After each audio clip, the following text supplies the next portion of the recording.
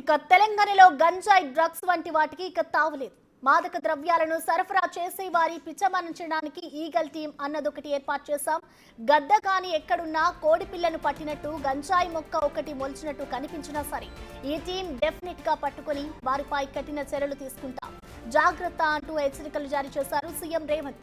ఈ విషయంలో ఏ చిన్న తేడా వచ్చినా ఊరుకునేదే లేదన్నారు. గంజాయి డ్రగ్స్ ఫ్రీ సొసైటీగా తెలంగాణను నిర్మించాలన్నదే తమ ప్రభుత్వ అభిమతంగా తేల్చి చెప్పారు ఆయన.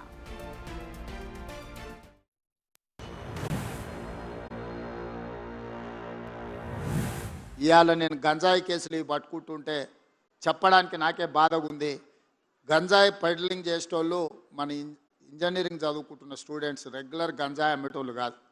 వాళ్ళు ఇక్కడికి వచ్చిన తర్వాత ఏం చేయాలో తెలియక కొంతమంది పిల్లలు తప్పుదోవ పడుతున్నారు, డ్రగ్స్ బారిన పడుతున్నారు. చిన్న చిన్న పట్టణాలకు కూడా చేరుకున్నది.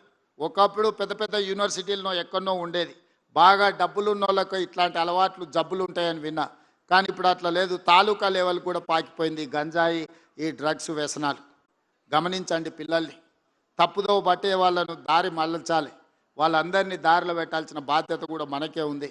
ఇంతకుముందు ఒకప్పుడు తల్లిదండ్రులకు పిల్లలు 4, 5, 6 మంది ఉండేది. ఉమ్మడి కుటుంబం లాక్కుండేది. ఒక్కొక్క తల్లిదండ్రులకు 5, 6 మంది పిల్లలు.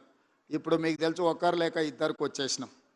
ఆ ఒకరో ఇద్దరో పిల్లలు తప్పుదోవ పడితే ఆ తల్లిదండ్రుల శోకము మనం అర్థం చేసుకోవాల్సిన విషయం ఉంది. అందుకే తెలంగాణ రాష్ట్రంలో ప్రభుత్వం ఏర్పడ్డ తర్వాత ఈ గంజాయి డ్రగ్స్ పట్ల కఠినంగా వ్యవహరిస్తున్నాం. కొత్త డిపార్ట్మెంట్ను ఏర్పాటు చేసినాం, ఈగల్ ఫోర్స్.